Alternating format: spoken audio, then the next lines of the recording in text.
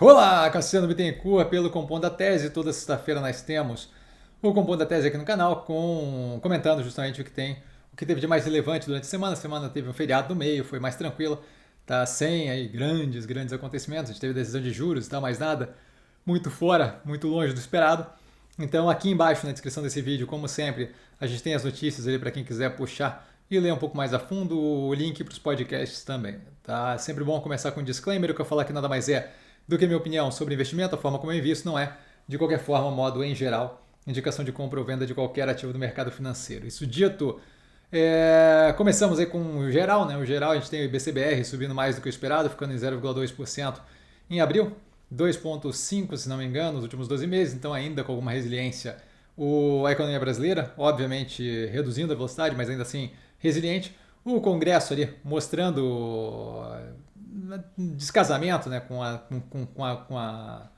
o que eles pregam de redução de gastos e tal, e justamente derrubando o veto do Lula ali com relação a eólico offshore, isenção, pensão para Zika vírus, incluindo ali um pedaço ali que aumenta o fundo partidário, que é completamente fora da casinha. Então, só para pontuar aqui, certo, que a gente tem, existe aí a reclamação de quem quiser e tal, mas o fato é que a gente vive num governo extremamente populista, não só pelo executivo, mas pelo legislativo também, certo? Com a atuação aí pura e simplesmente baseada em interesse próprio, de modo que a gente continua acompanhando a situação como um todo, eventualmente vão ter que tomar alguma atitude ou sofrer as consequências de uma economia desandando, alguma coisa assim. Não vejo isso acontecendo por teoria dos jogos básica, tá? Mas de qualquer forma é algo a se observar aí para justamente tentar ter uma visão mais ampla da coisa, não ficar preso naquele negócio de Joãozinho X é bom, o resto é ruim, ou Joãozinho Y é bom, o resto é ruim, porque é simplesmente equivocado. A gente vê que o corporativismo generalizado no Congresso como um todo e populismo também. Tá? O Fed mantendo juros nos Estados Unidos dentro do esperado, nada que chame atenção. O cupom aqui levando mais 0,25 pontos percentuais para 15% a taxa de juros. Novamente, era uma das opções ali, certo? A gente vê que a partir de agora a gente deve ter justamente atingido o platô ali nos 15%, que parece elevado e não parece ser alavanca específica para lidar com o que a gente está vivendo nesse momento, mas de qualquer forma está sendo feito aí. As operações devem ser afetadas muito marginalmente por esse aumento de juros, e a gente já tinha operações do portfólio que estavam rodando de uma forma tranquila, positiva, rendendo mesmo com juros em 14,75, então não é nada que afete as teses de investimento. Passando para os ativos que não estão no portfólio, a CVM suspendendo a assembleia para voto da BRF, da fusão da BRF com a Arfrig, isso pela Latache, um minoritário ali, pedindo por discordar ali da dinâmica de troca de ações ali, BRF e Marfrig.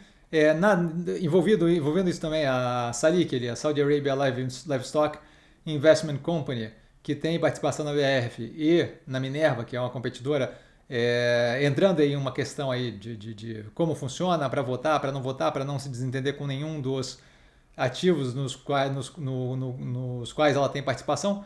Tem uma matéria aqui do Pipeline aqui embaixo justamente comentando sobre isso. Tá? O Santander Brasil não descartando a possibilidade de fechamento de capital através de OPA aqui no Brasil, de acordo com a Genial. Tá? Aparentemente o pessoal da Genial ali da casa de research entrou em contato com eles e conversou e fez um daqueles encontros normais para tentar entender a operação, e aparentemente quando questionado eles não disseram isso, não colocaram essa possibilidade de fechamento de capital como uma impossibilidade. A Embraer, com pedido firme de 60 aeronaves pela SkyWest, tá? Jato E175 e 11 aviões KC-390, aquele cargueiro mais usado para militar, né? Mais com uso militar, de Portugal. Então, com algumas vendas aí que devem ampliar justamente o backlog, ali, a carteira de pedidos. E por último aqui dos ativos que não estão no portfólio, Wesley e Joesley Batista voltando ao topo ali como presidente e vice-presidente, respectivamente, do Conselho Administrativo da JBS, o que eu vejo como extremamente negativo. Basicamente, eles fizeram uma quantidade de coisas envolvendo de corrupção a tudo que você possa imaginar, certo? Passaram ali por um aperto onde chegou perto de ter prisão e blá blá, não sei o que, tudo virou pizza, e agora eles deram um tempo e voltaram com calma para a liderança da operação. Eu já falei algumas vezes aqui, quando vocês têm gestões que atuam de uma certa maneira, você acaba tendo esse tipo de coisa se repetindo constantemente. Justamente por isso um dos motivos aí que não opera a operação.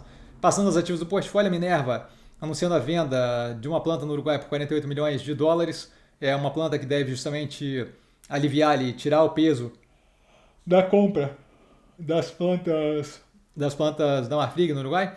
Então, isso daí possivelmente feito, né, com a clareza de dar o sinal ali para o CAD uruguaio de liberação das outras três, dado que agora tem uma vendida, então você não tem ali provavelmente o problema de concentração de mercado que o CAD uruguaio tinha visto anteriormente.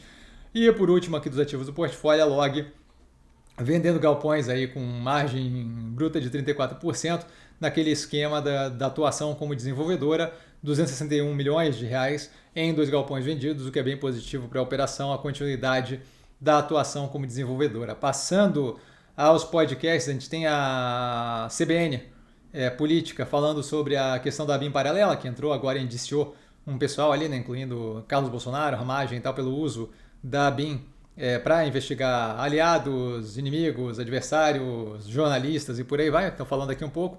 Tá? A Miriam Leitão falando um pouco mais a fundo ali do ponto a ponto das decisões do Congresso que aumentam conta de luz, que aumentam déficit fiscal, que aumentam fundo partidário e por aí vai.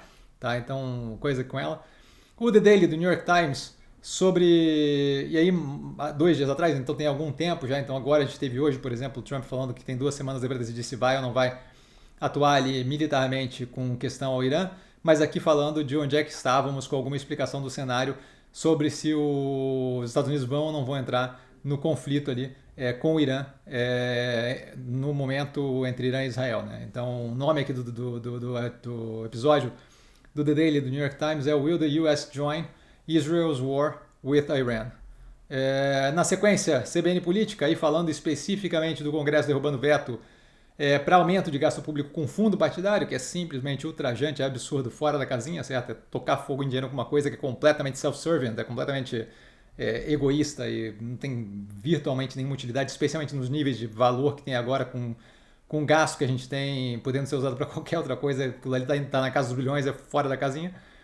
A gente passa por uma coisa mais leve, What's Your Problem, da Pushkin, falando, eventualmente tem um What's Your Problem aqui, esse daqui é um researcher, um pesquisador que está atuando justamente com a compreensão da forma de pensamento, desmembrando ali, compreendendo a forma de pensamento de modelo de inteligência artificial, justamente para entender como é que ele chega para compreender melhor como é que é o funcionamento ali do racional por trás, racional, probabilístico, como vocês querem chamar, mas da formação do que sai como resultado quando a gente faz uma pergunta, por exemplo, para um modelo desses de inteligência artificial. Então, uma conversa bem interessante. Tá? O nome é Inside the Mind of an AI Model. Na sequência, a gente tem o Hard Fork de hoje, que saiu falando mais a fundo ali de quais são as questões ali com o telefone, com o celular que o Trump está querendo lançar, explicando um pouco mais daquilo ali. Eles pegaram bem a fundo aqui, bem interessante. Tá? Hard Fork é do New York Times também. E aí explicando várias outras coisas com relação à tecnologia, mas essa parte ali do telefone do Trump que ele quer vender é bem interessante, mostrando ali a dinâmica ali que parece um delta inviável. Tá? Então, Trump is selling a phone. E aí tem mais o resto do título, que é longo, que eu não vou ficar lendo. Tá? Mas esse daí é a chamada ali para poder justamente encontrar aí na descrição do vídeo. E por último aqui o The Daily do New York Times falando sobre a decisão da Suprema Corte Americana, o SCOTUS, o STF deles lá, tá, em banir cuidado transgênero para menores nos Estados Unidos. Aí toda uma discussão de como é que se chegou até o que a gente tinha como padrão antes desse banimento e agora como é que ficaria após o banimento. Então bem interessante ouvir, compreender melhor.